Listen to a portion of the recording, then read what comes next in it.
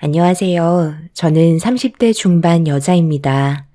젊은 나이인 제가 사연을 신청하게 될 줄 몰랐는데 너무 황당한 일이 눈앞에 펼쳐지면서 많은 변화가 생겨 앞으로 어떻게 해야 할지 많은 고민에 빠져 있는 상태입니다.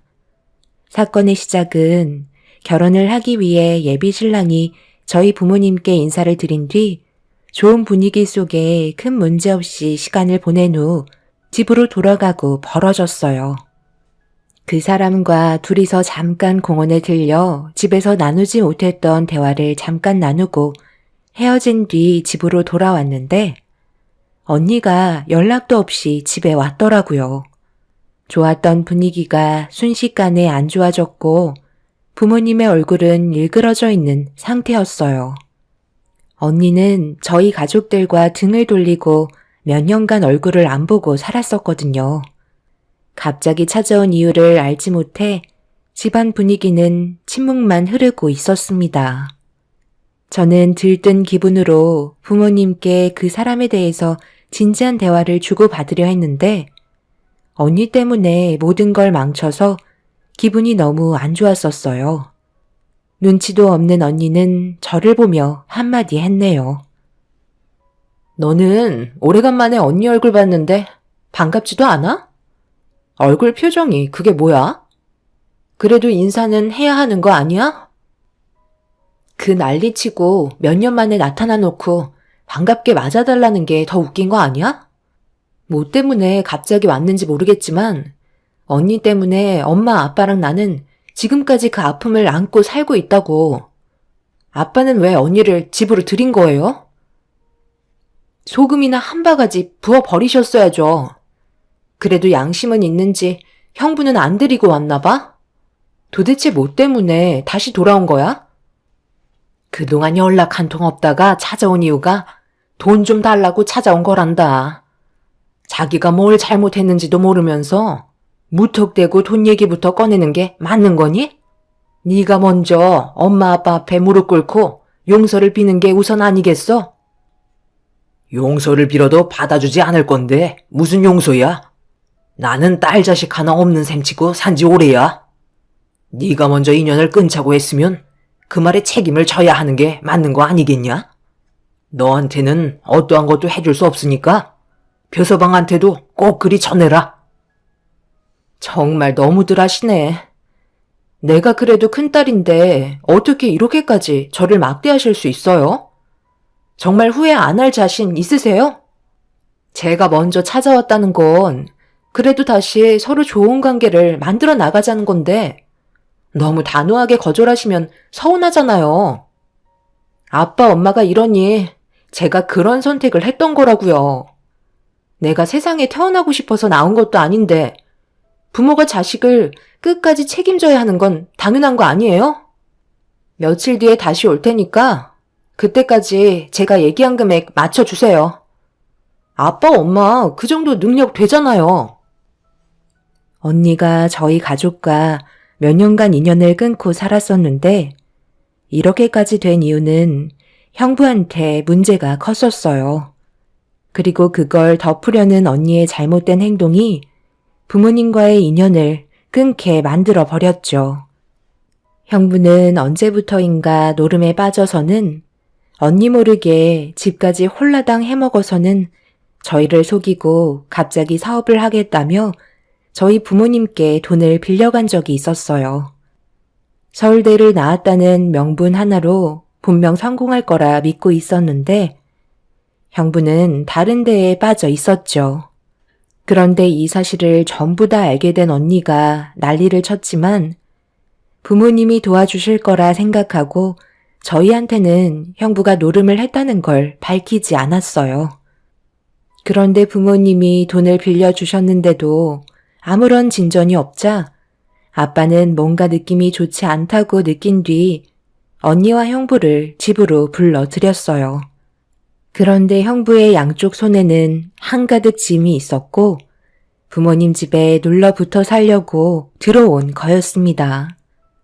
당황하신 부모님이 어떻게 된 거냐고 물어보시자 그제서야 노름으로 모든 재산을 잃었다는 충격적인 말을 듣게 되셨죠.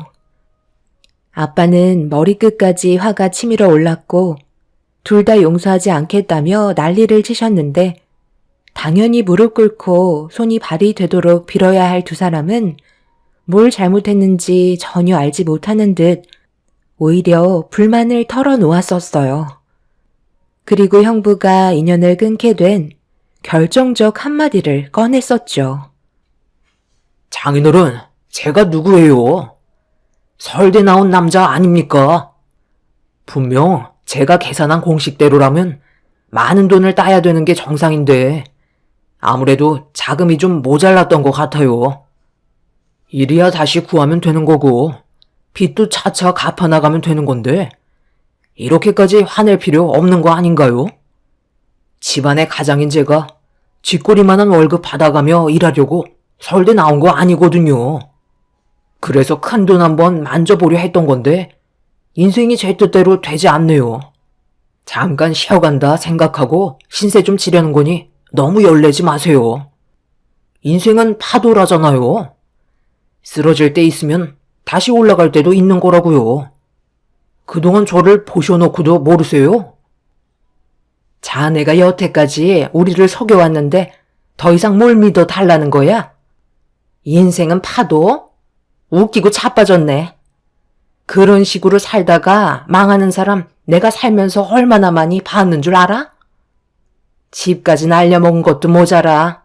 우리한테 사업한다고 거짓말로 돈까지 가져가더니 그것도 홀랑 헤쳐먹었으면서 뻔뻔스럽게 이 집에서 들러붙어 살겠다는 말이 정상인가? 너는 꼴의 남편이라고 집안을 말아먹었는데도 옆구리에 끼고 살고 있었어? 정말 한심하다. 둘 다 꼴 보기 싫으니까 당장 나가. 빌려간 돈 다시 가져오기 전까지 절대 이 집에 발도 들이지 마. 알겠니? 서울대 사이 봤다가 이게 무슨 꼴이니? 엄마, 우리는 좋아서 이 집에 온 줄 알아요? 시부모님께서도 안 받아주니까 갈 데가 없어서 온 거라고요. 이미 시부모님한테 욕 한 바가지 먹고 왔는데 엄마는 그래도 저희를 이해해 주실 줄 알았다고요. 이 사람이 그냥 재미로 한 것도 아니고 큰 돈을 벌어서 잘 먹고 잘 살아보겠다고 노력한 건데 잠깐 미끄러진 것 뿐이잖아요. 저는 이 사람 머리를 믿고 있어요. 언젠가 분명 큰 건 하나 물어올 거라고요. 나중에 후회하지 마세요. 엄마까지 저를 내친 거 평생 후회하실 거예요.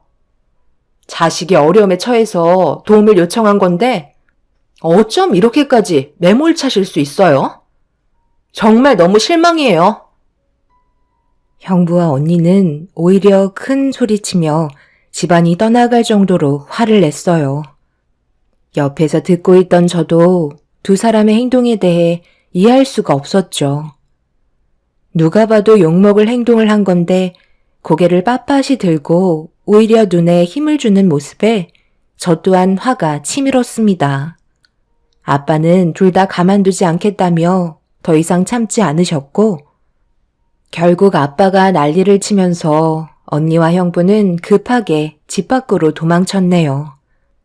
그날 두 번 다시 얼굴 볼 일 없을 거라며 인연을 끊고 몇 년간 연락 없이 지냈었는데 갑자기 찾아온 두 사람은 저희 가족에게 또 한 번 충격을 안겨줬었죠. 엄마는 그날의 악몽이 떠오른다며 잠 한숨 못 자고 많이 힘들어 하셨어요. 아빠도 한동안 입에도 대지 않으셨던 술을 드셨죠. 결혼할 사람을 처음으로 인사시켜드린 날이었고 여러 대화를 주고받으려 했는데 언니 때문에 아무것도 하지 못한 채 시간만 지나가 버렸습니다. 그날이요, 며칠이 지나고 언니가 정말로 저희 집에 다시 찾아왔어요. 이번에는 형부와 함께 현관문 초인종을 누르고 문이 열리길 기다리고 있었습니다. 엄마는 얼굴을 보고 싶지 않다며 당장 돌아가라며 소리쳤지만 언니는 끝까지 문 밖에서 난리를 치며 문을 열어달라고 동네가 떠나갈 정도로 소리를 지르길래 엄마는 어쩔 수 없이 문을 열어주셨죠. 형부는 아무렇지도 않게 부모님을 바라보며 인사를 드렸고, 아빠는 보고 싶지 않은 얼굴이니 그만 돌아가라고 얘기하셨지만, 형부는 할 말이 있다면서 다짜고짜 거실 안쪽으로 들어와 무작정 소파에 앉았어요. 그리고 그 뒤를 따른 언니도 소파에 앉아 가방에서 서류 봉투 하나를 꺼내들더니 부모님께 서둘러 앉아보시라며 재촉했습니다. 어차피 너 입에서 나올 말이 뻔할 텐데 우리가 왜 자리에 앉아서 들어줘야 하는지 모르겠다.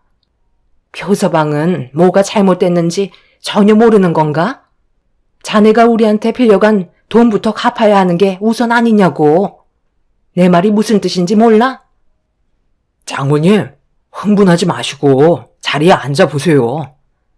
제가 전부 다 해결해드리면 되는 거잖아요. 일단 앉아보세요. 그래야 대화가 통하죠.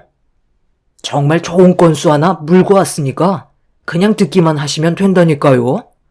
그리고 하실지 말지 결정하세요. 이 사람이 다 잘 먹고 잘 살자고 하는 짓인데 사이 좀 한번 믿어주세요. 이번 일 잘 되면 빌려갔던 돈만 갚겠어요?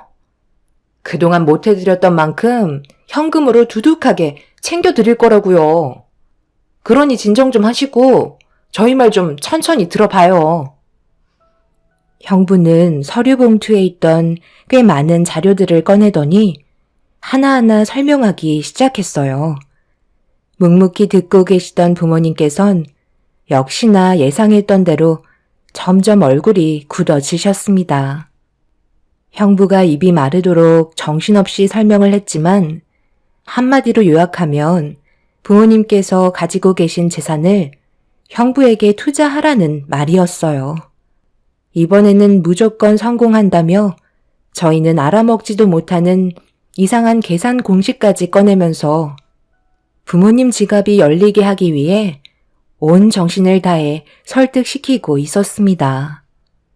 제가 봤을 때 부모님은 이미 귀를 닫아버리신 상태라 더 이상의 얘기는 들으려 하지도 않으셨네요. 언니는 부모님께서 도와주지 않을 것 같은 얼굴 표정을 확인했는지 긴장을 풀어주기 위해 마음에도 없는 말을 쉬지 않고 뱉어대고 있었습니다. 그래봤자 너희들이 원하는 건 해줄 수 없다니까. 우리한테 조금이라도 돈을 갚았다면 이렇게까지 나왔겠니? 그리고 말로 백날 떠들어봤자 이미 신용을 잃었는데 무슨 수로 해결을 볼 건데? 땡전 한 푼 줄 수 없으니까 당장 나가래도. 언니와 형부는 돈을 받을 때까지 자리에서 절대 일어나지 않았어요. 무조건 돈을 받아야겠다며 억지를 부리고 있었습니다. 말도 안 되는 행동을 아무 말 없이 지켜보고 있는데 어쩜 만나도 저렇게 똑같은 사람을 만나서 살아갈 수 있는 건지 정말 신기했었어요. 점점 더 험악해지는 분위기는 누구 하나 다칠지도 모를 만큼 서로에게 많은 상처를 주고 있었습니다. 결국 저까지 부모님 편에 서서 형부와 언니에게 막말을 퍼부으면서 당장 무릎 꿇고 싹싹 빌라고 얘기했지만 언니는 눈 하나 깜빡하지 않고 본인은 잘못한 거 하나 없다면서 되려 더 크게 목소리를 높이며 부모에 대한 원망을 하고 있었습니다. 그렇게 한바탕 폭풍이 휩쓸고 간 자리에 부모님과 저는 너덜거린 상태로 넋이 나가버렸고 형부는 진지하게 생각해 보시라며 그동안 조사했다던 자료들을 테이블에 올려놓은 뒤 조만간 다시 연락드리겠다는 말을 끝으로 사라졌습니다. 몇 년 만에 나타나 고작 한다는 얘기가 형부에게 투자하라는 말만 하고 있으니 부모님께서도 많이 당황하신 듯 한참 동안 아무 말도 하지 않으셨어요. 정적이 흐르던 침묵 속에 엄마는 당장 이사를 가는 게 좋겠다며 아빠에게 재촉을 하셨고 같은 생각을 가지고 계셨는지 서둘러 정리를 하겠다며 언니 내외와 엮이지 않으려고 이사를 결정하시게 되었죠. 이런 정신없는 상황 속에 저와 결혼을 약속한 예비 신랑과의 상견례는 점점 다가왔고 저희 가족은 형부와 언니 몰래 급하게 이사를 하게 되었어요. 예비 신랑은 집안의 사정을 어느 정도 알고는 있었지만 현재 닥친 상황에 대해 간섭하게 하고 싶지 않아 언니와 관련된 일들을 말하지 않고 있었어요. 결혼도 하지 않았기 때문에 그게 당연하다고 생각했었죠. 다행히도 이사를 하게 되면서 더 이상의 안 좋은 상황을 막을 수 있었고 예정되어 있던 상견례를 무사히 진행할 수 있었습니다. 저희 가족은 상견례 장소에 가기 전에 얼마 전까지 있었던 안 좋은 일들에 대해서는 전부 다 잊어버리기로 했었어요. 그래서 최대한 밝은 얼굴로 상견례 분위기를 이끌며 대화를 이어나가고 있었는데 갑자기 문이 열리더니 형부와 언니가 모습을 드러냈습니다. 전혀 예상하지 못한 상황이라 당황스러운 얼굴로 저희 가족은 두 사람을 바라보고 있었어요. 워낙 차가 많이 막히는 바람에 좀 늦었네요. 그렇게 오래 걸리진 않았죠? 안녕하세요. 저는 재경이 언니고 이 사람은 재경이 형부예요. 엄마, 설마 저희 온다는 걸 미리 알려드리지 않았던 거예요? 너무 서운하네. 다른 것도 아니고 동생 상견례인데 나도 당연히 참석해야지. 이런 식으로 나오면 나 정말 서운해요. 저희가 아무것도 모르고 있을 거라 생각했어요. 급하게 이사 가시는 것까지 전부 다 지켜보고 있었는데요. 이런 큰일을 앞두고 있었으니 당연히 주머니 사정이 안 좋을 수밖에요. 동생 결혼 때문에 돈을 주지 않으셨던 거구나? 저희도 그 정도는 납득해 줄 수 있어요. 그때까지 참고 기다려 줄 수 있다고요. 많이 당황스러우셨죠? 정말 죄송합니다. 저희도 전혀 예상하지 못한 상황이라 좀 당황하긴 했는데 저희 큰딸과 서로 오해가 좀 있었나 봐요. 잠깐 실례 좀 하겠습니다. 너희들 잠깐 나랑 나가서 얘기 좀 하자.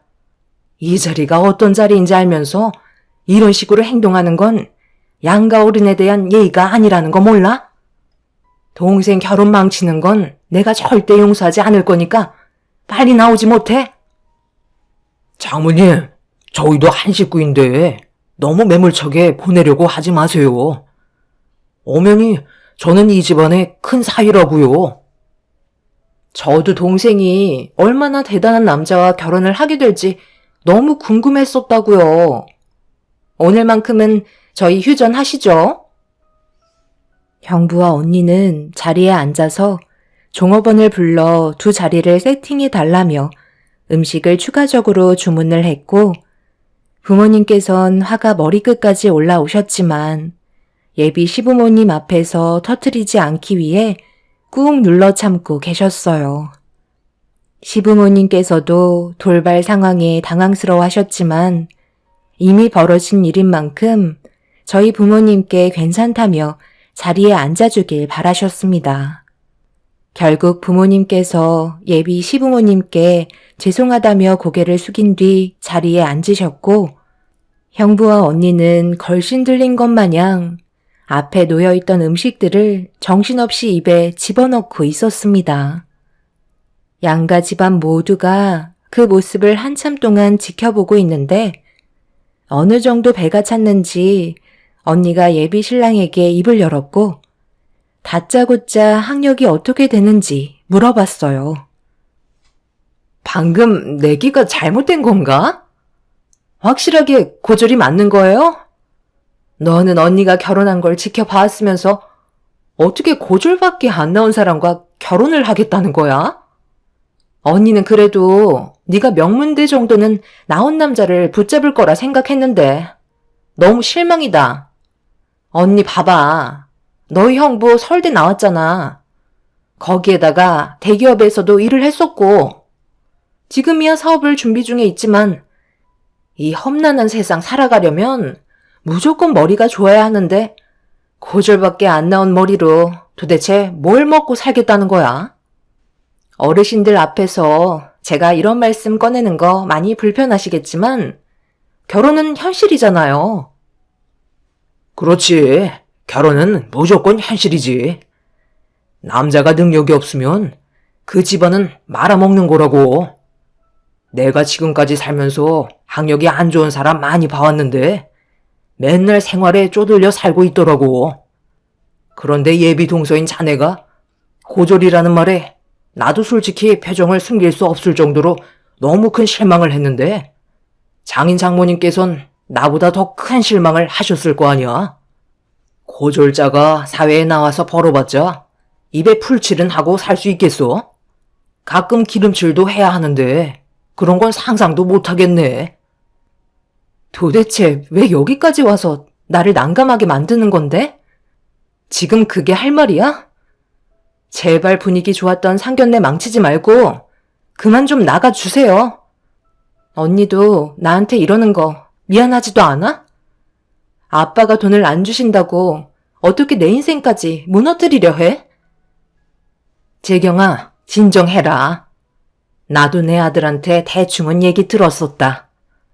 어떤 사람들이길래 집안을 무너뜨릴 정도로 질이 안 좋은 사람들인지 궁금했었는데 정말 상상 이상으로 예의가 없는 사람들이네.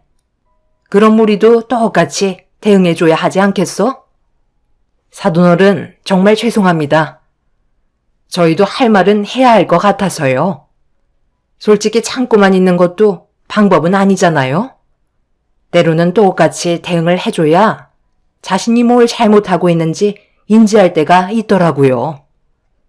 제가 봤을 때 사돈분들께서 너무 인자하시네요. 저 같았으면 당장 머리채 잡고 흔들었을 건데 얼마나 속이 답답하시겠어요. 그래도 이런 환경 속에 재경이가 잘 자라줬다는 게 저는 너무 감사할 뿐이네요. 그동안 얼마나 마음고생이 심하셨겠어요. 집안의 장녀가 서울대 하나 보고 좋다고 데려와선 결혼하겠다며 들들 볶았을 텐데 마지못해 결혼까지 시켜줬는데 사위라는 놈이 집도 팔아먹고 거기에다가 사업하겠다며 거짓으로 돈까지 빌려가서는 그것도 홀라당 까먹었는데 뭘 더 빨아먹으려고 초대받지 않은 상견례까지 나타나선 이런 식으로 행동을 하는지 정말 안타깝네요. 어차피 저희는 전혀 신경 쓰지 않으니까 걱정하지 마시고 저희끼리 하던 얘기나 마저 하시죠. 원래 쓰레기는 재활용이 안 돼요. 그냥 폐기 처분시키는 게 답이라니까요. 언니는 예비 시모의 막말에 흥분을 감추지 못했고 자리에서 벌떡 일어나더니 말이 너무 심하신 거 아니냐면서 저희가 말릴 새도 없이 앞에 있던 물컵을 들어 시모의 얼굴을 향해 뿌려버렸습니다. 온 가족이 경악을 했고 그 모습을 본 예비 신랑이 자리에서 벌떡 일어나 화를 내려 하자 시모가 신랑을 진정시키며 천천히 자리에서 일어나셨어요. 그리곤 거친 숨을 내쉬고 있는 언니 얼굴에 똑같이 물세례를 퍼부으며 상견례는 아수라장이 되어버리고 말았습니다. 서로가 뒤엉켜 언니와 시모가 서로 머리채까지 잡으면서 온갖 막말을 주고받으며 평생 기억에서 지워지지 않을 상처를 남기게 되었는데 형부가 예비 신랑의 멱살을 잡아 패대기를 치는 순간 안주머니에 있던 지갑이 바닥으로 떨어졌고 그 안에 있던 물건들이 전부 다 쏟아지고 말았어요. 이미 양가 집안 전부 다 이성을 잃어버린 상태라 바닥에 널브러진 소품들이 뒤섞여 버렸고 종업원의 신고로 경찰분들이 상견례 장소로 급하게 달려와 중재하면서 그제서야 모두가 진정할 수 있었습니다. 그리고 시작된 또 다른 전개에 형부와 언니의 얼굴은 사색이 되었고 바닥에 떨어져 있던 배지를 제가 집어들어 예비 신랑에게 건네주는 순간 또다시 아수라장이 되어버리고 말았네요. 언니와 형부는 한 번만 봐달라고 그 자리에 무릎을 꿇었어요. 몸싸움이 벌어졌다고 신고가 들어와서 급하게 왔는데, 김순경, 이게 어떻게 된 일이야? 자네가 여기 있었어? 오늘 상견례가 있었거든요. 그런데 갑자기 상황이 안 좋아져서 일이 좀 안 좋은 방향으로 흘러가게 되었네요. 경찰? 그게 무슨 말이야? 거절도 경찰이 될 수가 있는 거야? 아니, 그럼 우리한테 미리 말을 했으면 이런 일도 없었을 거 아니야. 저희가 경찰이신지도 모르고 너무 들이댔나 보네요. 개념 없이 행동한 거에 대해 사과드릴게요. 그러니 더 이상 일을 크게 만들지 않았으면 좋겠어요. 저희 가족의 이미지도 있잖아요. 한 번만 부탁드릴게요. 가족의 이미지? 그딴 거 옛날에 갖다 버렸으니까 당장 감옥에 쳐넣으세요. 여기서 난리치고 손해난 부분에 대해 전부 다 배상해주고 법적으로 처벌을 받도록 아주 무거운 형벌을 내려야 정신을 차린다고요. 사부인, 다친 곳은 없으세요? 저는 괜찮습니다.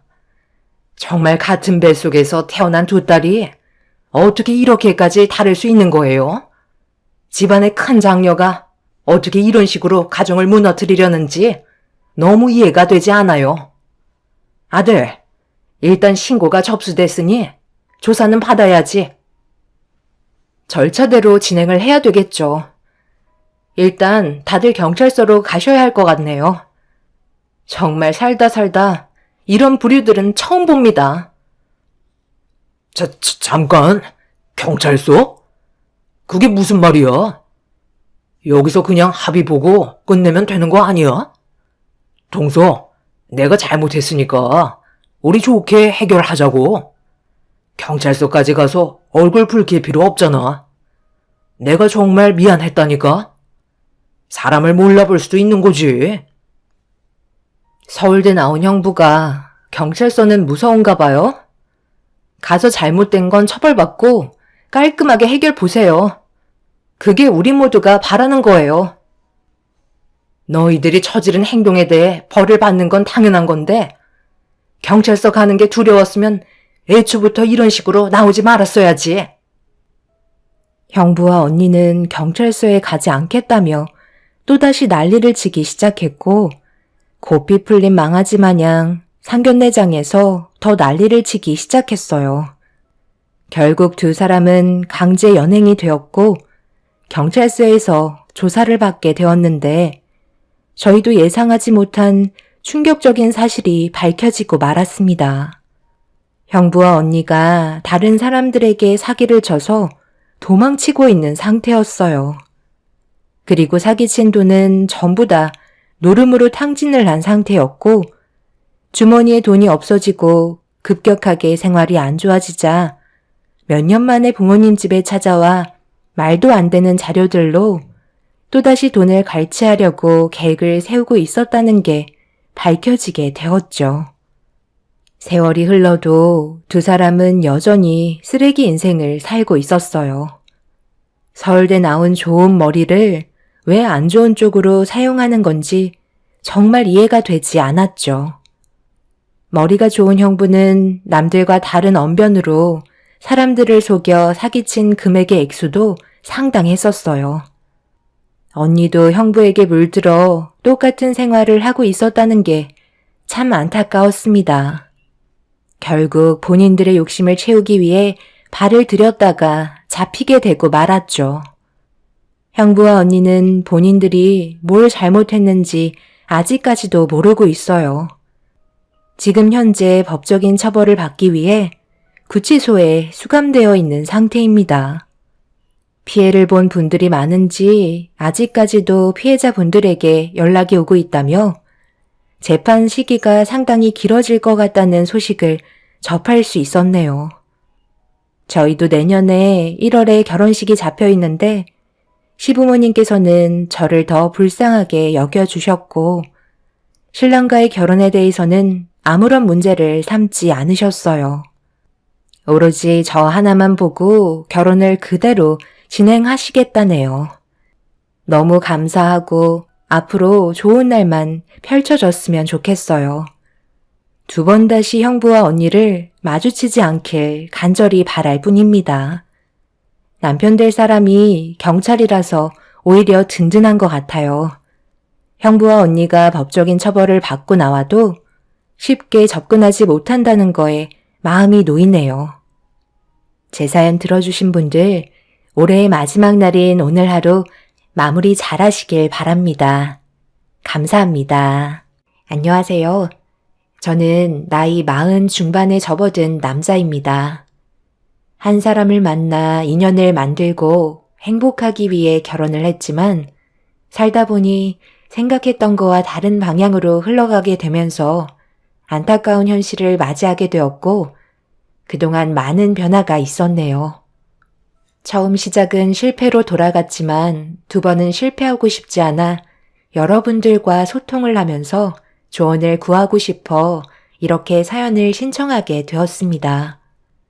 꽤 오랜 시간이 흘렀지만 지금도 그날의 기억을 잊을 수가 없을 정도로 저에게는 너무나도 큰 충격을 안겨주는 사건이 하나 있었습니다.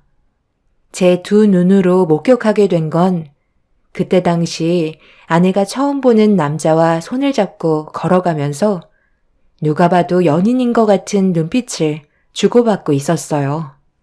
결혼한 지 10년이나 됐었고 비록 가난했지만 열심히 벌어먹고 살기 위해 쉬지 않고 뛰어다녔었는데 그동안 꿈꿔왔던 삶이 한순간에 무너지는 순간이었죠.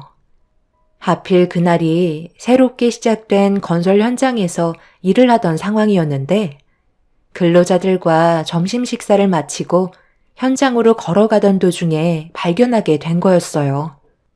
눈앞에 펼쳐진 현실이 제가 상상하던 그런 상황이 아니길 바랬지만 아내와 정체 모를 남자가 골목길에 들어가는 모습을 확인하고 급하게 뒤를 따라가 현장을 확인한 순간 상상하고 싶지 않은 현실이 눈앞에 펼쳐졌고 아내와 처음 본 남자가 서로 입을 맞추고 있는 모습에 이성을 잃어버려 그 남자의 얼굴에 주먹을 날리고 말았습니다. 갑자기 나타난 저를 보고 아내도 많이 놀랐는지 비명을 지르기 시작했는데 충격적이게도 아내는 저에게 용서를 구하기 전에 그 남자를 보호해주고 있었습니다. 제가 날린 주먹에 주저앉아 고통스러워하던 남자는 고개를 돌린 채 저를 쳐다보지 않았어요. 아내는 눈물을 흘리면서 입술이 터진 남자의 얼굴을 자기 옷으로 닦아주고 있었죠. 이미 아내는 제가 아닌 주저앉아 있는 남자를 더 소중하게 여기고 있었습니다. 그 모습을 보는데 다음은 어떻게 해야 할지 모르겠더라고요. 아무런 계획 없이 무턱대고 돌진하긴 했지만 눈앞에 펼쳐진 충격적인 광경은 제 머릿속을 백지로 만들어 버렸었죠. 아내는 몸을 떨면서 힘겹게 자리에서 일어나 제 앞으로 다가오더니 분노한 얼굴로 제 뺨에 손을 올려 붙였어요. 무릎을 꿇어도 모자랄 판에 저에게 뺨을 올려 붙인 아내의 눈빛이 저를 더 미쳐버리게 만들었고 결국 제 손이 아내에게 향하려던 순간 아내가 갑자기 무릎을 꿇었어요. 그리곤 오열을 하면서 저와의 삶을 정리하고 싶다는 충격적인 말을 꺼내며 옆에 있던 남자와 새로운 삶을 원하고 있었습니다. 자기가 가진 모든 걸 저에게 주겠다며 10살밖에 안 된 아들까지 포기하겠다고 하더라고요. 당신 정신 나갔어? 10년간 지켜온 가정을 버리고 저놈과 다시 시작하겠다는 거야? 현성이는 무슨 잘못이길래 당신 때문에 상처를 받아야 하는 건데? 고작 10살밖에 안 된 그 애가 왜 이런 아픔을 감당해야 되냐고. 도대체 뭐가 문제인데? 그건 당신이 더 잘 알잖아. 우리가 이게 사는 거야? 10년을 살면서 우리가 달라진 게 뭐가 있는데? 맨날 똑같은 일상에 빚에 쪼들려서 모이지도 않는 돈 때문에 전전긍긍대는 게 사는 거야? 결혼 전에 나한테 뭐라고 그랬어? 호강시켜준다고 했잖아.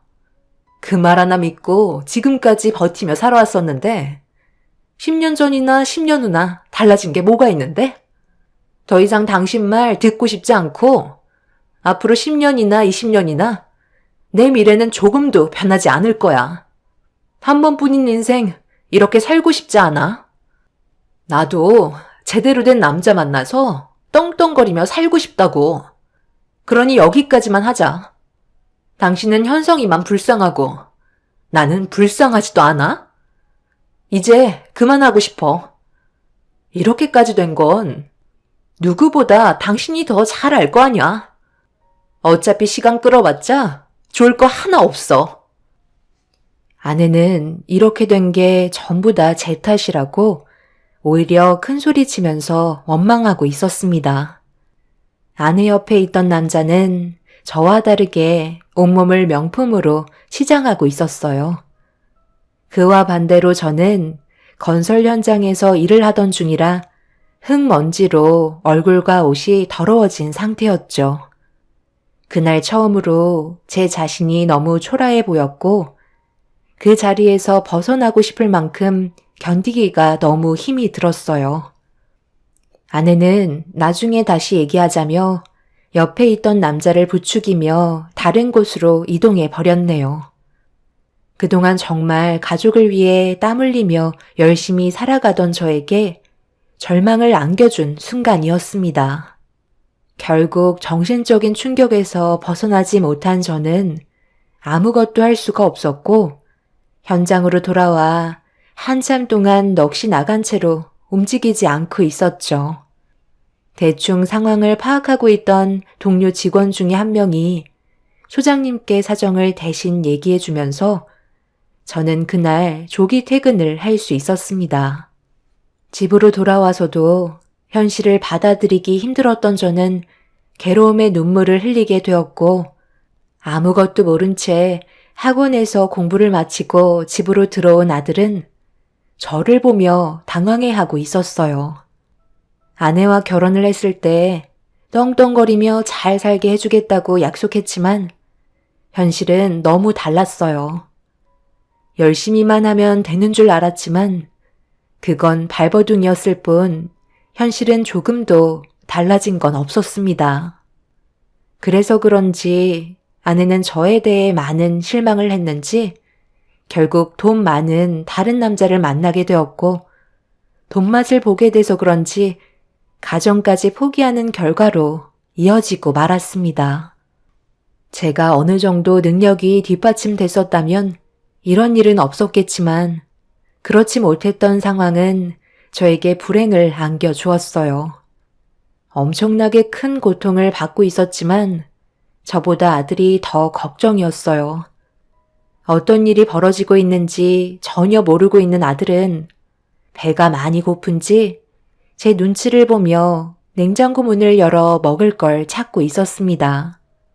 저보다 아들이 우선이기 때문에 제 아픔은 뒤로 한 채 배고파하는 아들에게 밥상을 차려 주었어요. 아내가 집에 들어오기 전까지 집안 정리며 아들의 뒤를 봐주었고 늦은 저녁 시간이 되어서야 잠에 빠진 아들을 보면서 앞으로 어떻게 해야 할지 많은 고민을 하게 되었죠. 그렇게 아내는 늦은 새벽에 현관문을 조심스럽게 열며 집으로 들어왔어요. 제가 거실 소파에 앉아있자 생각지도 못한 상황에 화들짝 놀랐는지 제 앞에 앉아 앞으로 어떻게 할 건지 모든 걸 계획하고 있었습니다. 어차피 모든 걸 다 알았는데 더 이상 숨겨봤자 뭐 하겠어. 아까 얘기한 대로 내 마음은 변함없을 거고 그 사람이랑 새 출발할 거야. 당신도 잘 살아보겠다고 이제 발버둥 안 쳐도 돼. 서로 각자 편하게 좀 살자. 언제까지 이렇게 살 수는 없잖아? 끝내 당신은 10년을 함께한 나와 현성이보다 그 남자를 선택하겠다는 거네? 언제부터였어? 그놈을 만난 게 얼마나 된 거냐고? 1년 정도 됐어. 기간이 중요한 게 아니야. 내가 원하는 걸 당신은 해줄 수 없지만 그 사람은 말만 하면 모든 걸 다 들어준다고. 그래서 네가 말하는 그 사랑이 언제까지 갈 것 같은데? 돈 많은 남자가 당신한테 얻을 게 없는데 뭐하러 접근하겠어? 10살이나 된 아들까지 딸려있는 당신을 누가 정신 나갔다고 데려가겠냐는 거야. 분명 다른 목적이 있겠지. 잘해주는 건 전부 이유가 있는 거야. 그놈이 당신을 정말 사랑해서 만나는 거라고 생각해? 그냥 단순히 즐기고 있는 거라고. 한두 살 먹은 나이도 아니면서 왜 아직까지 철없는 어린애처럼 구는 건데? 당신 원래 이런 사람 아니었잖아. 사람은 원래 변하기 마련이야. 나를 좋아한다는 남자가 돈까지 많은데 내가 거절할 필요가 뭐가 있어? 아내의 행동과 말투는 이미 가정을 버리고 그 남자에게 넘어간 상태였어요.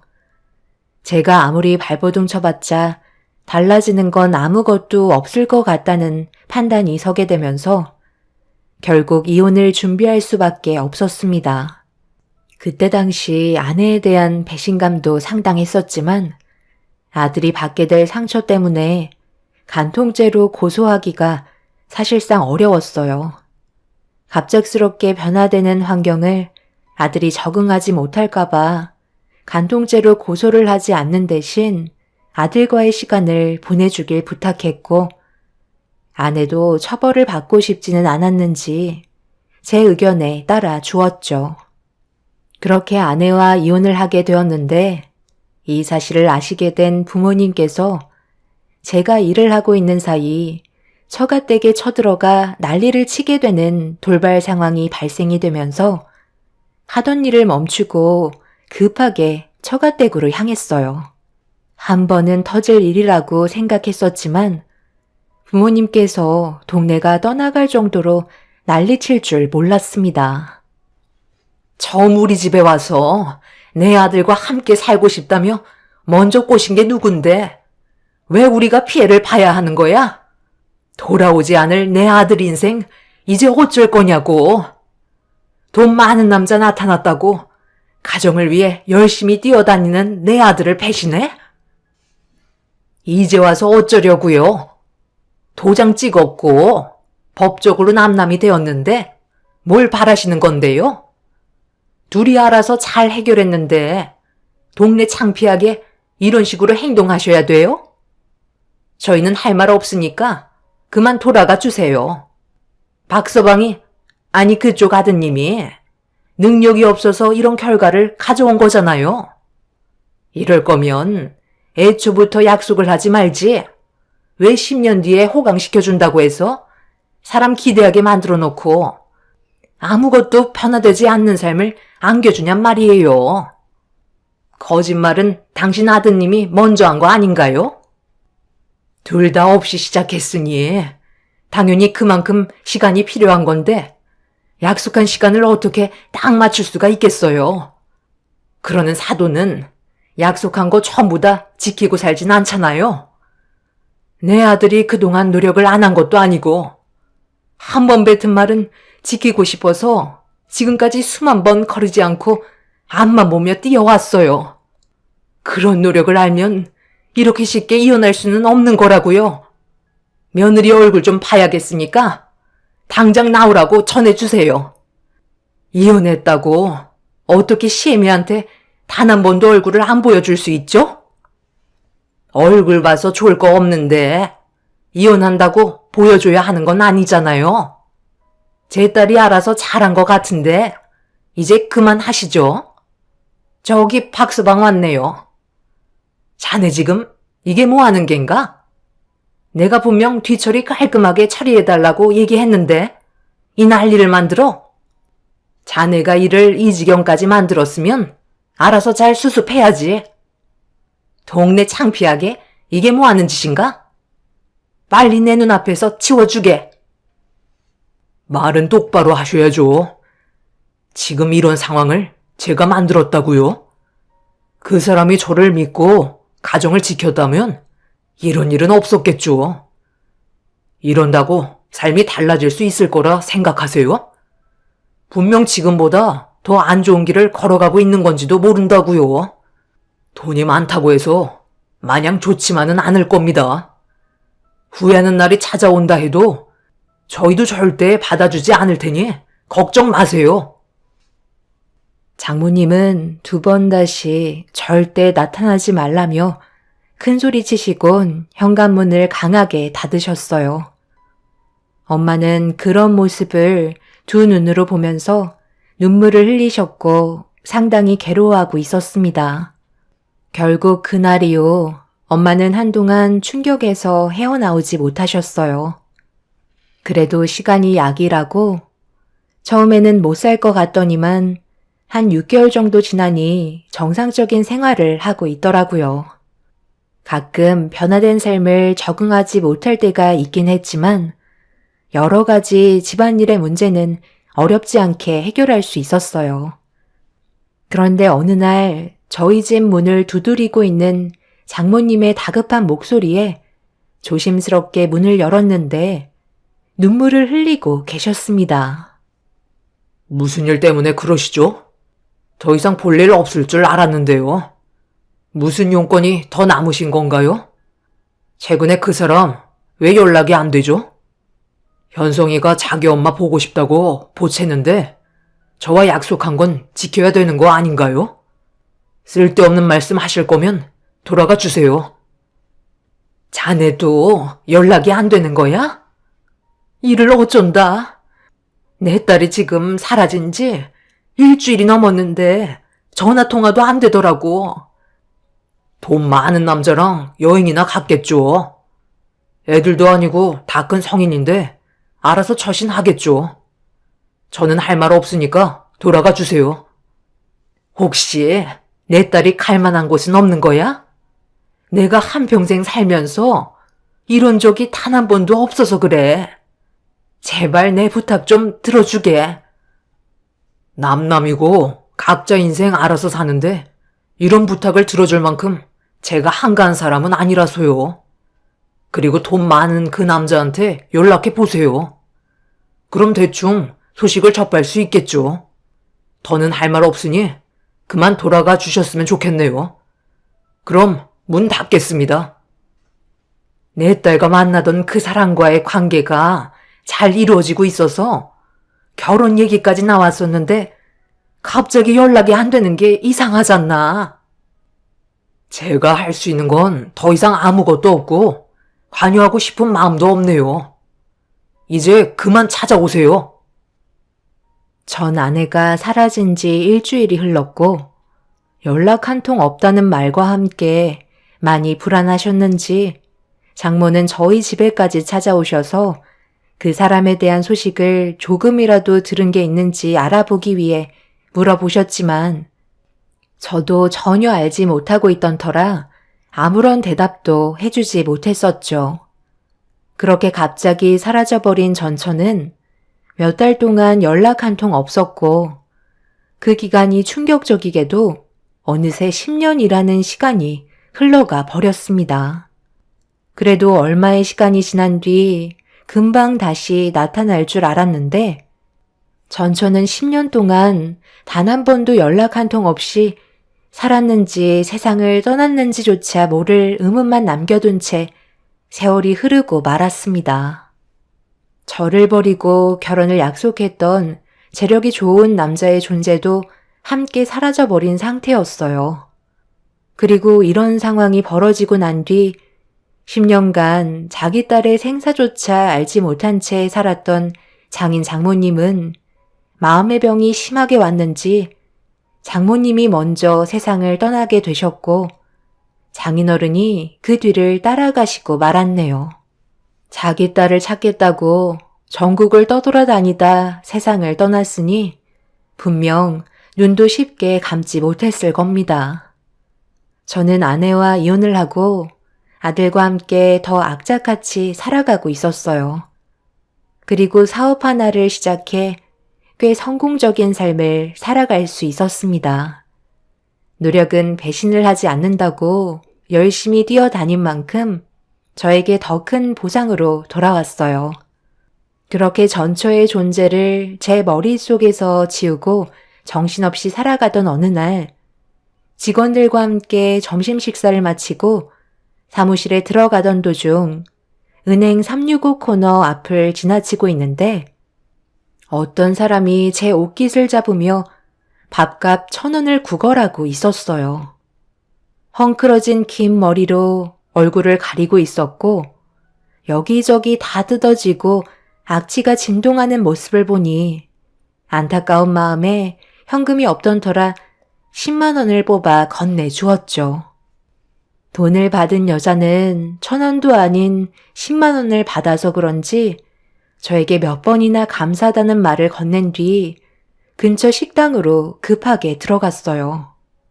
그런데 식당 주인이 그녀를 내치면서 점심 장사 말아먹을 작정이냐고 소리를 지르고 있길래 단골인 제가 사장님과 좋게 대화를 나눈 뒤 다른 손님들에게 피해가 가지 않게 건물 밖에 있는 테이블에 따로 식사를 차려달라고 부탁을 했어요.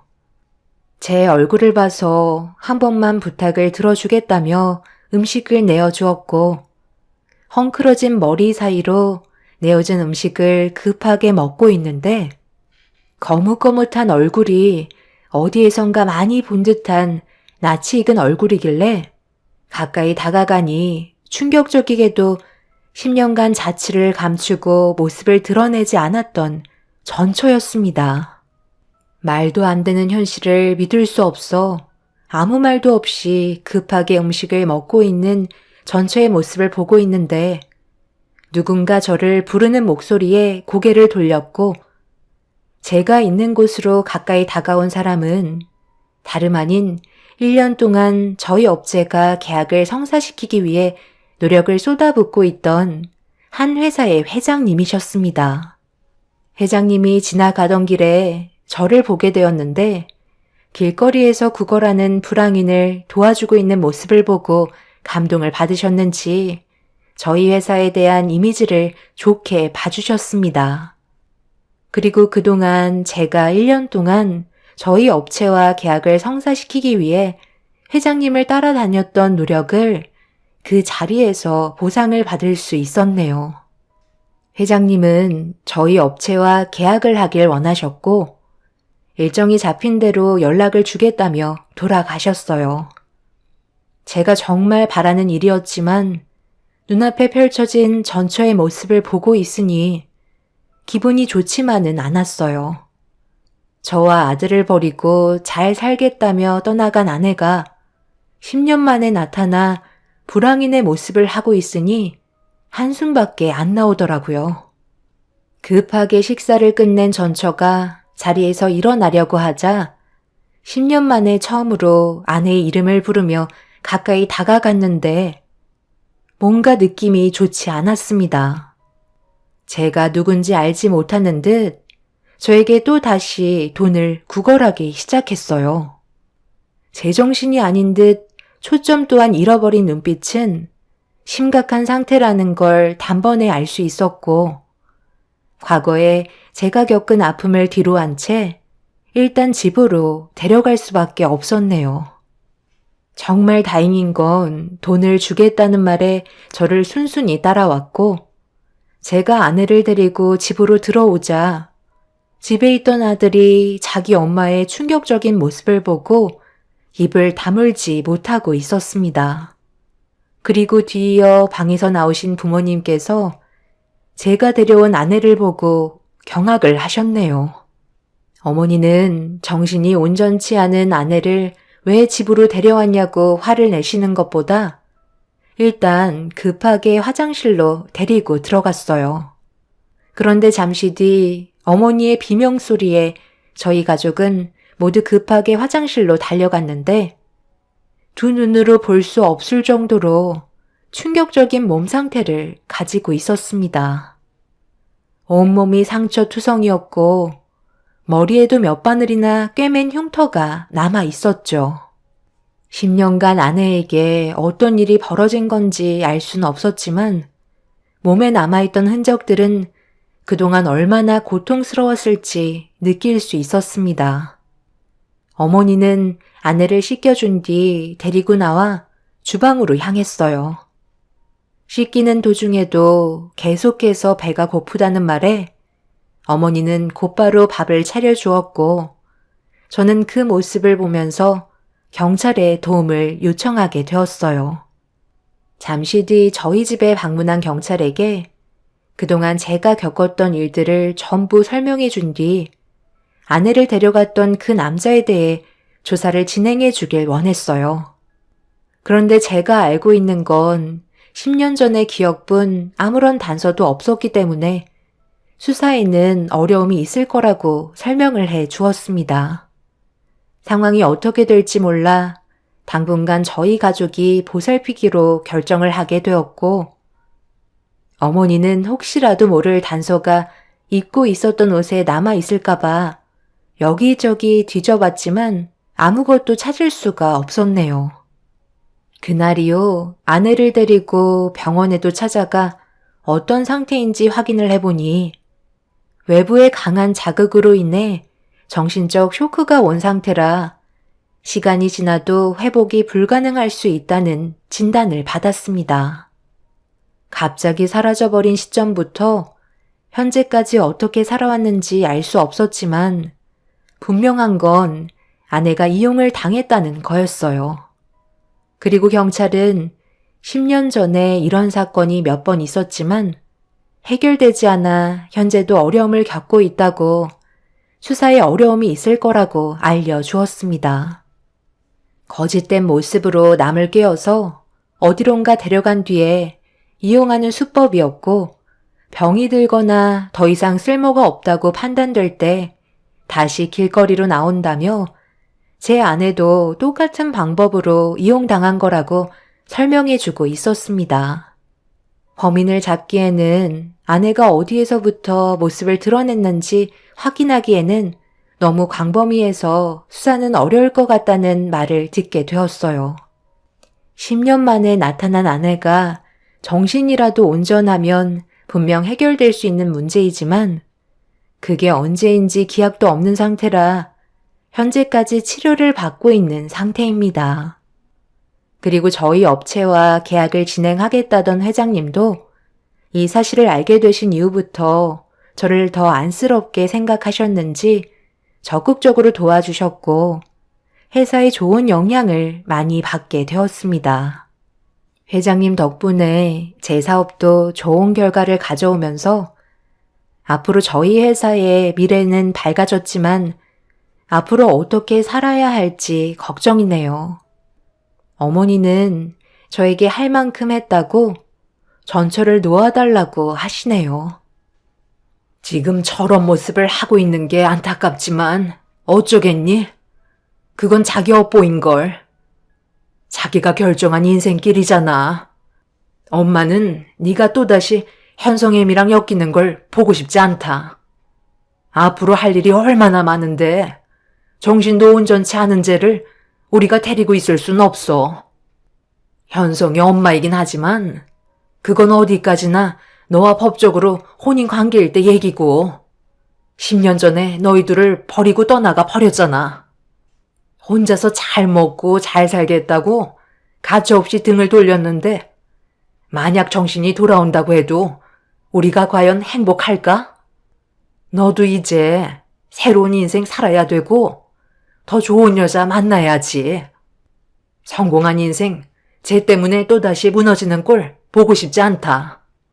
엄마는 현실을 얘기해주는 것뿐이야. 내 아들 앞날의 인생이 이제 탄탄대로가 펼쳐졌는데 쟤 때문에 틀어지는 건 엄마가 용납할 수 없을 것 같구나. 우리는 여기까지야. 더 이상은 안 된다. 그러니 너도 마음 단단히 먹고 보내주도록 해라. 가끔 시설에 찾아가 잘 지냈는지 그것도 보려고 하지 마. 예정이 원래 더 무서운 거니까.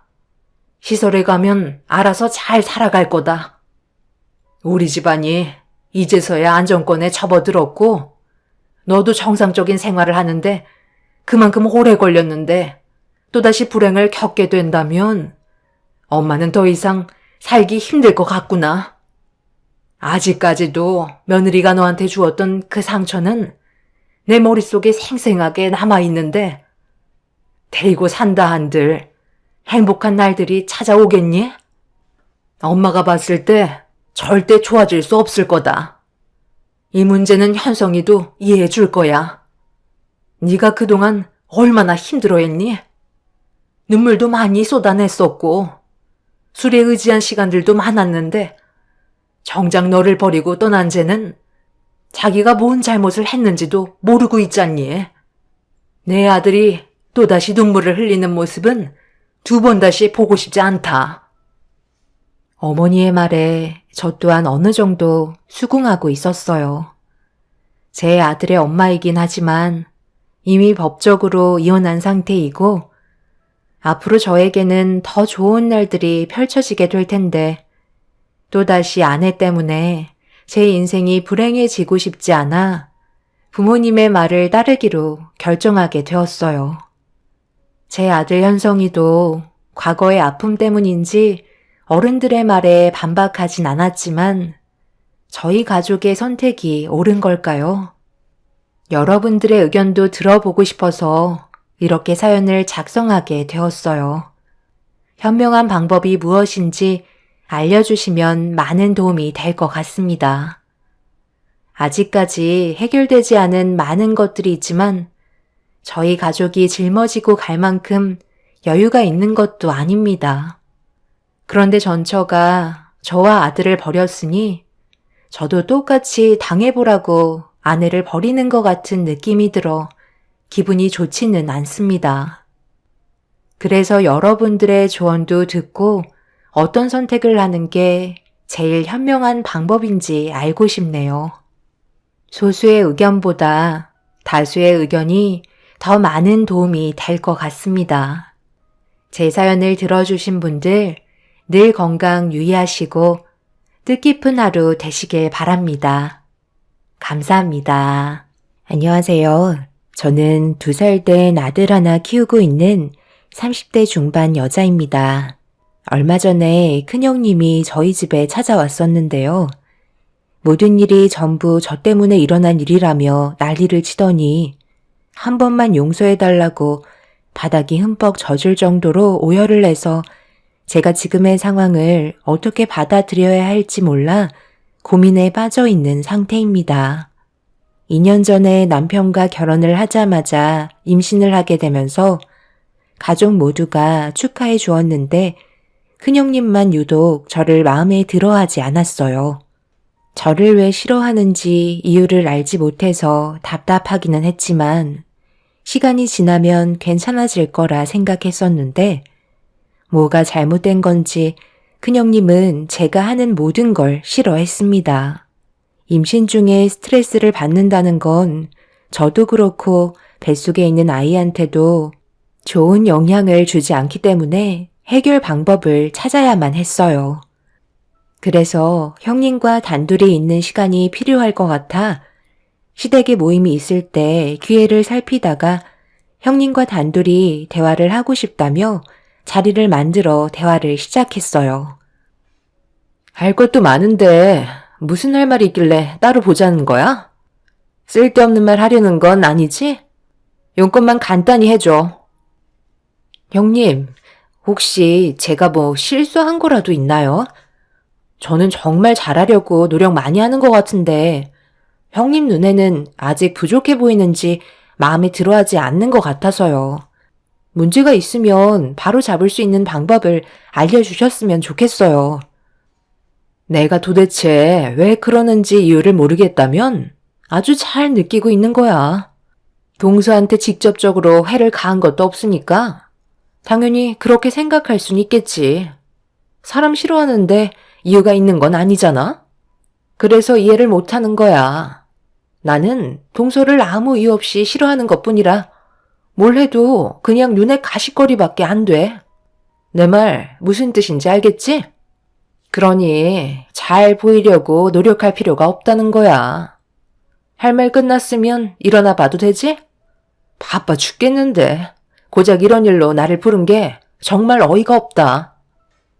형님은 제가 아무 이유 없이 싫다면서 정확하게 어떤 점이 마음에 들지 않는지 얘기해 주지 않고 있었지만 저에 대한 불만이 있는 건 확실해 보였습니다. 어쩔 수 없이 좀 더 상황을 지켜보면서 형님의 의도가 무엇인지 파악을 해야만 했어요. 결국 아무것도 얻지 못한 채 눈치만 보다가 집으로 돌아왔는데 제가 표정이 좋지 않자 남편이 신경 쓰였는지 무슨 일이 있냐고 물어보길래 형님과의 문제에 대해 대화를 주고받았어요. 제 말을 들어주던 남편이 뭔가 느낌이 오는 듯 입을 열었는데 저는 생각지도 못한 대답이라 많이 당황하고 말았어요. 제가 살아온 삶이 문제가 된다는 말이었죠. 그게 말이 된다고 생각해? 내가 살아온 인생이 뭐가 어때서? 아버님, 어머님도 그런 거에 대해 아무 말도 하지 않으시잖아. 그렇긴 한데 당신이 하는 얘기를 들어보면 전반적으로 무시를 하고 있는 거잖아. 그게 뭐겠어? 형수님은 대학을 나왔고 당신은 중졸이라 그것 때문에 그러는 것 같은데. 첫째 형수, 둘째 형수 두 분 다 대학을 나왔잖아. 아무튼 내 생각은 그래. 그건 정말 말도 안 되는 거지. 나는 뭐 이렇게 살고 싶었겠어? 자라온 곳이 고아원이고 1살이라도 젊은 나이에 기술을 배우고 싶어서 미용을 하게 된 거 가족 모두가 아는 사실이잖아. 정말 그런 거면 나도 더는 노력하지 않을 거야. 큰형님이 항상 제가 하는 모든 행동들을 무시하고 있었는데요. 그게 저에게는 너무 큰 상처로 다가왔었어요. 직접적으로 말을 하지 않았던 것뿐이지 남편 얘기를 들어보면 틀린 말은 아니었어요. 그래서 저도 형님과 가까워지려고 노력할 필요가 없다는 걸 확실하게 알 수 있었습니다. 남편에게 그런 말을 듣게 된 이후 다시 한번 시댁을 가게 되었을 때 저도 안 좋은 감정 상태를 가지고 있어서 그런지 임신한 몸인데도 형님과 안 좋은 대화를 주고받게 되었습니다. 동서, 내 말 안 들려? 지금 뭐 하자는 거야? 임신한 몸이라고 대우받길 원하는 건 아니지? 좋게 말할 때 주방으로 들어갔으면 하는데. 예, 너는 지금 시애미가 두 눈 시퍼렇게 뜨고 있는데 옆에서 무슨 말을 그렇게 하니? 임신한 상태에서 몸살이 와서 열이 39도인데 주방에서 일을 하라는 말이 나오니? 제일 큰 맏며느리면서 막내 며느리한테 말을 그렇게밖에 못해? 내가 그동안 아무 말 하지 않고 지켜봐왔는데 도대체 뭐가 문제야? 왜 이렇게 못 잡아먹어서 안달인 건데? 막내 동서가 하는 행동을 보세요. 제가 처음 어머님 며느리로 시집 왔을 때 생각 안 나세요? 몸이 좋지 않았는데도 명절날 힘들게 음식 했었다고요. 그것뿐만인 줄 아세요? 김장날에 몸살이 났는데도 버티면서 일을 했었는데 고작 열이 39도 된다고 손가락 하나 까딱하지 않고 방에서 나오지 않고 있다는 게 문제인 거죠. 제 말이 틀렸나요? 그때랑 지금이랑 같니? 그리고 네가 맞으면 막내를 헤아릴 줄도 알아야지. 어떻게 된 게 조금도 쉬는 꼴을 못 봐? 이런 식으로 나올 거면 당분간 내 집에 오지 마라. 임신한 몸인 거 뻔히 알고 있으면서 참 잘하는 짓이다. 형님, 정말 너무하세요. 저를 싫어하는 건 시집 왔을 때부터 알고 있었지만 그래도 임신했잖아요. 몸살 때문에 힘들어서 그러는 건데 조금도 이해해줄 생각도 없으신 건 제가 어머님 집에서 많이 부족한 중졸 며느리라서 그런 건가요? 형님은 속마음을 들킨 것 마냥 더 이상 아무 말도 하지 않고 문을 박차며 밖으로 나갔습니다. 어디서부터 잘못된 건지 모르겠지만 더 이상 형님과 좋아질 수 없다고 생각했었기 때문에 저도 할 말은 하면서 살아야 했었어요. 다행히 시모가 저를 걱정해주고 제 편이 되어주셔서 형님이 더 이상 아무 말도 하지 않았지만 만약 시모가 옆에 없었다면 분명 머리채를 잡혔을 상황이었죠. 안 좋은 분위기는 계속해서 지속이 되었고 출산을 해서까지 형님의 괴롭힘은 저를 너무 힘들게 했어요. 저도 사람인지라 참는 데는 한계가 있었고 결국 가지고 있던 불만들을 전부 다 쏟아내고 말았네요. 저도 더 이상은 참지 못하겠어요. 산후조리실까지 찾아오셔서 지금 뭐 하시는 거예요? 제가 알아서 태어날 건데 그런 것까지 일일이 형님의 허락을 받을 필요는 없는 거잖아요. 별로 대화하고 싶지 않으니까 그만 나가주시죠. 어차피 제가 뭐라든 형님은 저를 싫어하실 게 뻔한데 노력하는 모습 보여드릴 필요 없잖아요. 저도 그냥 막 나가려고요. 너 제정신이니? 내가 시키면 군말하지 않고 움직이면 되는 거지. 어디서 형님한테 또박또박 말대꾸를 하는 거야? 어차피 어머님이 시댁에서 아이 돌봐주겠다고 하셨잖아. 그럼 몸 하나 간수하는 거 어렵지도 않고 조만간 김장철이니까 그동안 놀고 먹었으면 이제 힘 좀 써야 하지 않겠어? 그리고 중졸밖에 안 나온 모유 먹여서 애까지 머리 나쁘게 만들지 말고 요즘 분유 잘 나오니까 차라리 이걸 먹여. 엄마 닮아서 똑같이 따라하면 어쩌려고 그래? 뱃속에 나온 애가 무슨 잘못이니? 전부 다 자기 엄마 잘못 만난 탓이지.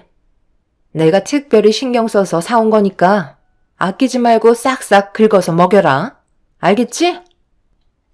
저는 워낙 모유가 잘 나와서 분유 같은 건 필요가 없을 것 같아요. 그리고 제가 중졸이라고 머리가 안 좋은 게 아니에요. 형님보다 훨씬 더 좋은 것 같은데요. 지금 하시는 행동을 보면 초등학생보다 수준이 뒤떨어지는 것 같아서요.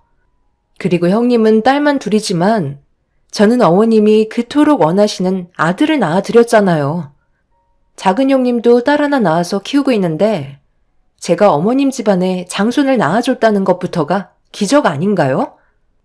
형님이 이루지 못한 걸 제가 풀어드렸으니 당연히 그런 점들에 질투가 나셨겠죠. 제 말이 틀렸으면 얘기해 보세요. 그리고 형님이 주신 분유는 제 아이한테 먹이고 싶지 않으니까 도로 가져가세요. 더 할 말 없으시면 그만 나가주시죠. 제가 거침없이 말대답을 하자 형님은 붉어진 얼굴로 저를 노려봤고 분유를 건네자 건네봤더니 그 자리에서 분유통을 열어 안에 있던 분유를 제 머리 위로 쏟아부었고 중졸 나온 저보고 다 먹으라면서 충격적인 행동을 저질렀네요. 온몸이 분유로 뒤덮여진 상태였고 형님은 볼 일이 끝났는지 산후조리실에서 나가려 하길래 옆에 놓여있던 분유통을 들어서 형님을 부른 다음 고개를 돌리자마자 면상에 던지고 말았습니다. 날아오는 분유통을 미처 피하지 못한 형님은 코를 강타하게 되면서 그 자리에서 코피를 흘리는 사고를 당하고 말았죠. 그 자리에 주저앉아 코를 움켜쥐며 비명을 질렀고 그 소리에 직원분들이 제가 있는 곳으로 달려와 산후조리실 문을 여는 순간 난장판이 된 모습을 보고 입을 다물지 못했습니다. 이성을 잃어버린 형님은 저를 잡아먹을 듯이 달려들었지만 직원분들이 형님을 말려주셔서 저에게 더 큰 피해가 가지 않게 지켜주셨습니다. 저를 노려보며 가만두지 않겠다고 건물이 떠나갈 정도로 소리를 질렀어요.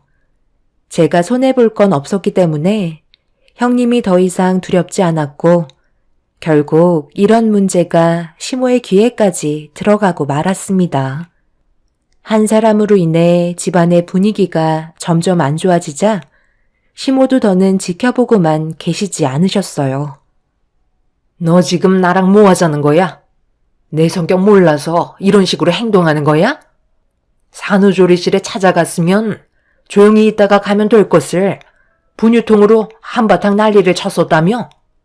너 도대체 이러는 이유가 뭐야? 언제까지 그럴 건데? 막내가 아들을 낳아서 그게 그렇게 배가 아팠니? 뭐든 적당히 해야지. 가만히 있으면 끝을 모르고 계속해서 망나니 마냥 날뛰면 내가 그냥 넘어가지 않을 거라는 걸 돌대가리가 아닌 이상 모르지 않을 텐데. 어떻게 그런 머리로 대학을 나온 거니? 당분간 얼굴 보고 싶지 않으니까 모임 있을 때 너는 빠지거라. 가족들에게 좋은 영향을 주지 못할 망정 계속해서 안 좋은 분위기로 이끌어가는데 내가 그 꼴을 더는 지켜볼 수 없을 것 같다. 한번 얘기했으면 알아먹어야지. 상황을 이런 식으로 만들어? 내 말이 무슨 뜻인지 이해는 했지? 내 허락이 떨어지기 전까지 절대 눈에 띄지 마라. 지금 용서를 구해봤자 받아줄 마음 조금도 없으니까 이제 그만 집으로 돌아가. 아들, 너도 꼴 보기 싫으니까 같이 나가라. 집안의 장남이 마누라 하나 휘어잡지 못해서 집안 전체를 진흙탕으로 만들었는데 그걸 보고 가만히 있는 너도 문제다. 엄마는 왜 저한테까지 불통을 튀기시는 거예요? 이 사람 혼자 저지른 행동인데 저까지 피해를 보는 건 너무하잖아요. 안 그래도 어머님 집에 오고 싶은 마음 조금도 없었어요. 차라리 평생 안 불러주셨으면 좋겠네요. 저희끼리 알아서 잘 살도록 할 테니까 다시는 연락하지 마세요. 아들 손자 보셨다고 저는 이제 찬밥 신세인데 뭐하러 이 집구석에 붙어 있어요? 형님은 오히려 시부모님께 눈을 치켜 세우고 더 난리를 치며 막말을 거침없이 뱉어대기 시작했어요. 그 모습을 지켜보고 있던 저희 가족 모두는 형님의 모습에 너무 큰 충격을 받았었죠. 그런데 알고 보니 작은 형님이 며느리로 들어왔을 때도 비슷한 상황이 있었다며 작은 형님이 설명을 해주는데 딸을 낳게 되면서 더는 괴롭히지 않았다는 말을 듣게 됐을 때 확실히 알 수 있었습니다. 제가 언제 임신을 하게 될지 몰라 예민해져 있는 상태였는데 임신을 하면서 아들을 낳게 될까봐 걱정을 했던 거고 그게 현실이 되니 저를 더욱더 괴롭혔던 걸 알 수 있었습니다. 이런 상황들이 대충 이해가 되면서 큰형님과는 두 번 다시 엮이지 않는 게 좋을 것 같아 시모에게 그냥 인연 끊고 살았으면 좋겠다고 부탁을 하게 되었어요. 함께 지내다 보면 분명 제가 아니더라도 아이한테 문제가 생길지 모른다는 불안감이 제 등을 서늘하게 만들었습니다.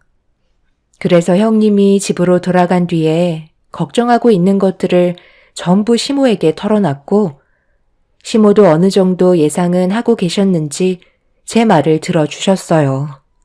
그날 이후 형님과의 인연을 끊어냈다고 생각했었지만 모든 건 뜻대로 풀리지 않더군요. 근시숙이 주말만 되면 시댁에 찾아오셔서 안 좋아진 상황을 해결하려고 시부모님과 지속적인 대화를 이어나가는데 그럴 때마다 시부모님이 다시 형님을 받아줄까봐 너무 불안했었어요. 그렇게 시댁에서 시부모님의 도움을 받으면서 지내던 어느 날 시모의 심부름으로 마을회관에 잠시 다녀왔었는데 시댁 앞에 언제 오셨는지 큰 시숙차가 주차되어 있길래 한숨을 쉬면서 들어가려 하는데 큰 시숙이 집에 들어가지 않고 마당에서 누군가와 통화를 하고 있더라고요. 그런데 주고받고 있던 대화 내용은 저에게 엄청난 충격을 가져왔어요. 입을 다물지 못할 만큼 엄청난 일이었고 제 두 귀를 의심할 정도로 큰 시숙과 형님이 가지고 있는 비밀은 시댁에 엄청난 파장을 불러일으킬 만한 사건이었습니다. 이미 들어버렸기 때문에 그냥 넘어갈 수는 없었어요. 그래서 아무도 모르게 저 혼자 추가적인 조사를 진행한 다음 확실해졌을 때 모든 사실을 밝힐 계획을 세우게 되었죠. 근시숙은 그날도 어김없이 형님을 용서해달라고 찾아왔지만 시부모의 마음은 조금도 변하지 않았고 근시숙은 점점 더 불만이 커지기 시작했어요.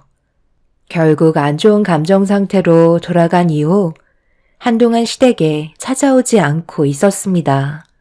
저는 그 사이 여러 가지를 조사하면서 많은 것들을 수집할 수 있었고, 이런 사실을 가족들에게 숨기고 있었다는 거에 엄청난 배신을 느끼게 되었죠. 형님 내외가 시댁에 안 들어온 지 몇 달이 흘러갈 때쯤 큰 시숙이 또 한 번 찾아왔어요. 시간이 어느 정도 흘렀으니 받아줄 거라 생각했는지 모든 걸 다시 제자리로 돌려놓고 싶어 했습니다. 저는 그 모습을 묵묵히 지켜보고만 있었어요. 받아주는 건 너희 아빠랑 내가 결정할 문제인데 왜 이렇게 보채는 거야? 정작 본인이 정말 잘못했다고 느끼고 있으면 한 번이라도 찾아왔었겠지. 네가 이런다고 좋아질 거 하나 없다는 거 모르니? 너도 잘한 거 없으니까 이제 그만 찾아와라. 정말 이러실 거예요? 언제까지 수아 엄마 안 받아줄 건데요? 그냥 좋게 해결하면 좋잖아요. 이런 식으로 관계 유지하는 건 맞는 거예요? 이게 다 재수 씨 때문에 벌어진 일이잖아요. 고아의 중졸이 저희 집안과 맞는다고 생각해요. 저도 처음에 인사 왔을 때부터 마음에 안 들었었다고요. 왜 저희만 찬밥 신세여야 하는 건데요? 아주버님, 말이 좀 심하신 것 같아요. 고아의 중졸이 어때서요? 그게 이 집 며느리로 살아가는데 문제가 되는 건 아닌데 왜 계속 그걸 강조하시는 거죠? 미운 털 박힌 건 형님인데 제 잘못이라고 얘기하시는 건 문제가 있는 거 아닌가요? 형, 이제 그만 좀 하면 안 돼? 가족 모두가 형수한테 잘못이 있다고 하는데 계속 일을 크게 만들어야 되겠냐고. 형이 정말 형수님을 생각한다면 이런 식으로 나오는 게 오히려 역효과만 불러일으키는 거야. 우리는 형수 얼굴 보기도 싫다고. 어머님, 저 왔어요. 도저히 억울해서 더 이상 이렇게 살고 싶지가 않아요. 제가 그동안 어머님한테 얼마나 잘했는지 모르시는 거 아니시면서 어떻게 이런 식으로 차별을 주실 수가 있으세요? 막내 며느리가 들어왔다고 해서 애지중지 하시더니 아들 손자까지 안겨드렸다고 저는 아예 찬밥 신세잖아요. 그러니 화가 안 나겠어요? 여태까지 몸이 부서져라 이런 것도 저예요.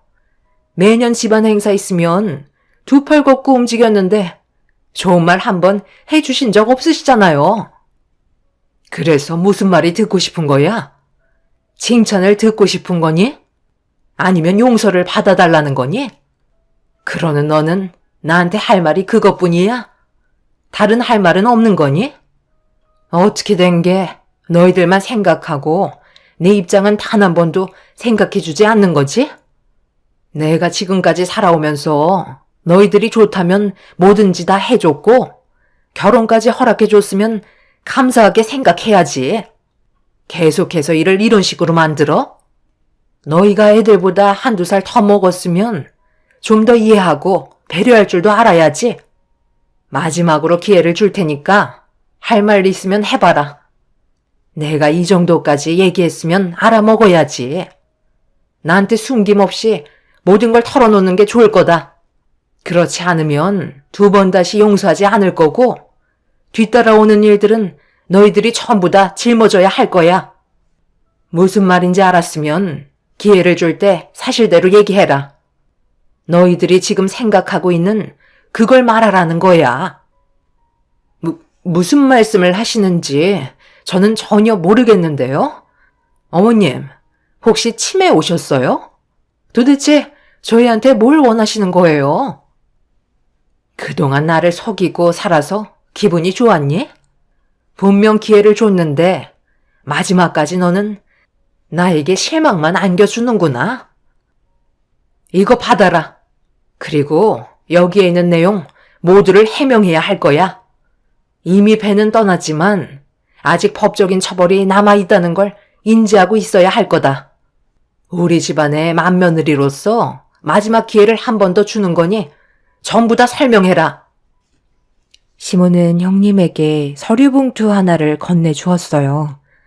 그때부터 뭔가 느낌이 좋지 않다는 걸 눈치챈 형님은 떨리는 손으로 서류 봉투를 건네받았고 안에 있던 내용물을 확인하는 순간 그 자리에서 시부모님께 무릎을 꿇고 손이 발이 되도록 빌었습니다. 시모가 조사한 내용은 제가 알아본 거와 비슷했었어요. 그런데 시모는 형님이 어떤 사람인지 알면서도 그동안 모른 척하면서 지내왔었는데 형님은 오히려 저에게 안 좋은 행동을 보였다는 거에 많은 실망을 하고 계셨습니다. 형님이 아무 말도 하지 않자 시모가 입을 열었어요. 왜 아무 말도 못하는 거야? 손이 발이 되도록 빌면 뭐하니? 이렇게까지 안 좋은 상황을 만든 게 너잖아? 정말 웃긴 거야. 지금까지 너는 착각 속에 빠져 살고 있었잖아. 현실은 그게 아닌데, 그치? 막내는 고아원에서 자라 중졸인 상태에서 내 집에 들어와 사는데 너는 대학까지 나왔으니 뭔가 불만이 많았겠지. 그런데 첫째 너 대학 안 나왔잖아. 지금까지 나를 속이고 있었으면서 본인이 정말 대학을 나온 것 마냥 살다 보니 네가 대학을 나온 사람이 되어버린 거니? 그래, 그건 이해해 줄 수 있다 치자. 그런데 내가 봤을 때 막내 며느리를 괴롭힌 제일 결정적인 이유는 너도 고아원 출신이라서 더 그런 거 아니니? 너 이 사실 언제까지 숨길 수 있다고 생각한 거야? 언젠가는 솔직히 얘기하겠거니 믿고 있었는데 끝까지 말을 하지 않더라. 시모도 모든 사실을 알고 있었어요. 형님은 대학을 나오지도 않았으면서 거짓을 꾸미고 있었고 그동안 고아원에서 자라왔었는데 이런 사실을 전부 다 숨기고 있었습니다. 큰 시숙과 만남을 가지다가 형님은 고아라는 사실을 밝히는 걸 안 좋게 생각할까봐 그때부터 숨기기 시작했고 형님의 친정 부모님들마저 돈으로 불러들인 사람들이었습니다. 머리부터 발끝까지 전부 거짓된 삶을 살고 있었던 거였죠. 그런데 정작 저는 모든 걸 오픈하고 시모에게 접근했으니 저를 좋게 받아들여 주셨고 대래 형님은 저와 비슷한 조건인데 평생을 숨기고 살아야 한다는 거에 불만이 생겨 계속해서 저를 더 못살게 굴었던 거였죠. 형님은 손이 발이 되도록 빌었지만 이미 버스는 떠난 상태였고 시부모님께서는 형님을 받아주지 않으셨어요. 그제서야 모든 걸 저희 가족들 앞에 털어놓으면서 그동안 힘들었던 점들에 대해 전부 다 꺼내 놓았습니다. 어머님, 정말 죄송해요. 이런 식으로 상황이 안 좋아질 줄 몰랐어요. 저도 이 사람 만났을 때 고아라는 제 신분이 너무 싫었고 수아 아빠는 대학을 나왔는데 저는 고졸이라 그것도 싫어서 대학을 나왔다고 거짓말을 하게 됐어요.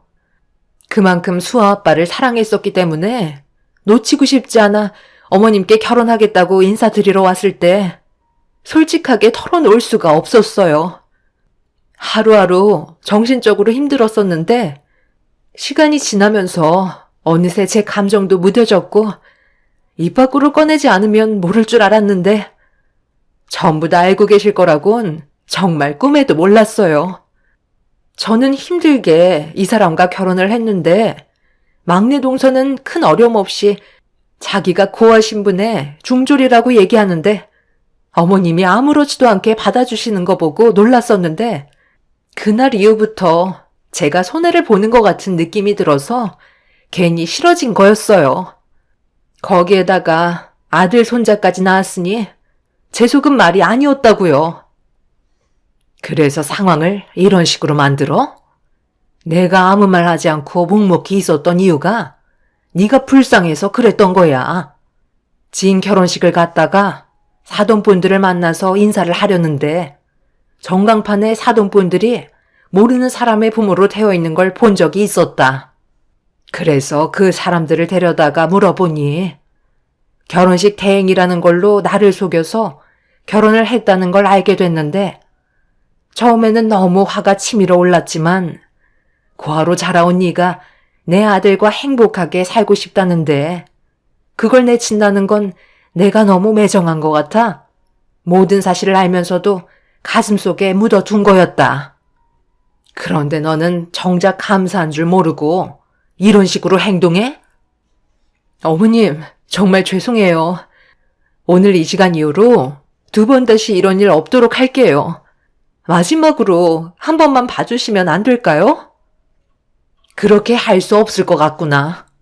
우리 가족이 받았던 상처와 배신이 너무나도 컸기 때문에 그냥 넘어가지 않을 거다. 시모는 화가 머리끝까지 올라오셨어요. 형님은 한 가지를 속인 게 아닌 많은 것들을 속여서 큰 시숙과 결혼을 했었지만 제일 큰 문제는 저와의 관계였어요. 그동안 봐왔던 행실을 보면 또다시 언젠가 일이 터지게 될 거라는 걸 시모도 직감하고 계신 것 같았습니다. 큰 시숙도 형님이 거짓으로 속여왔다는 걸 결혼하고 한참 뒤에야 알게 됐는데 그걸 문제 삼지 않았던 이유는 그만큼 형님을 사랑해서 그랬던 거라며 같이 떠나겠다고 형님을 일으켜 세웠어요. 그런데 여기서 또 다른 문제거리들이 생겼습니다. 시부모님이 형님 내외에게 많은 것들을 해줬었는데 모든 것들을 전부 다 돌려받겠다는 말이었어요. 집도 시부모님 명의로 되어 있었고 차 또한 시부의 명의로 되어 있는 거였습니다. 큰 시숙은 시부 밑에서 일을 했었기 때문에 월급을 받는 입장이었지만 둘이 함께 떠나겠다는 말에 모든 걸 다 가져가겠다고 시부모님께서 못을 박으셨어요. 큰 시숙은 형님과 살겠다며 한 푼도 가져가지 않겠다고 시부모님께 인사를 드린 뒤 집에서 나가셨네요. 형님은 끝까지 시모의 바지자락을 붙잡고 용서해달라고 애원했지만 시모는 고개를 돌려 버리셨습니다. 결국 형님 내외는 1원 한 푼 없이 탈탈 털려서 내쫓기고 말았죠. 그날 이후 지금까지 저희 집안에 큰 문제는 없었는데 1년이 지나고 형님이 저희 집에 찾아왔어요. 사는 게 어렵다는 이유 때문에 다시 좋은 관계를 만들고 싶다는 얘기였죠. 제가 시모에게 형님을 받아달라고 좋은 쪽으로 대화를 이끌어 가달라고 부탁을 했지만 쉽게 답을 주지 못했습니다. 저도 형님에게 받았던 상처가 컸기 때문에 아직까지 상처가 아물지 않았거든요. 형님도 고아원 생활을 했다는 게 정말 놀라운 일이었지만 이런 식으로 삶이 달라질 줄 정말 상상도 못했었네요. 다시 인연을 만들어도 분명 언젠가 또 다른 문제점들이 생길 것 같아 당장은 형님의 부탁을 들어줄 수 없을 것 같지만 한편으론 저도 같은 아픔을 가지고 있기에 좋은 쪽으로 해결해야 하는 건지 고민이 되네요. 온 가족이 모두 화목하게 지내면 얼마나 좋겠어요. 그리고 얼마 전 저는 그동안 틈틈이 공부해오던 고졸 검정고시 졸업장을 취득하게 되었어요. 제 아이에게 더 많은 것을 알려주기 위해 더 악착같이 미용일을 하면서도 취득할 수 있었던 것 같아요. 앞으로 저희 가족에게 행복만 있길 바랄 뿐입니다. 제 사연 들어주신 분들 항상 건강 유의하시고 즐거운 하루 되시길 바랄게요. 감사합니다.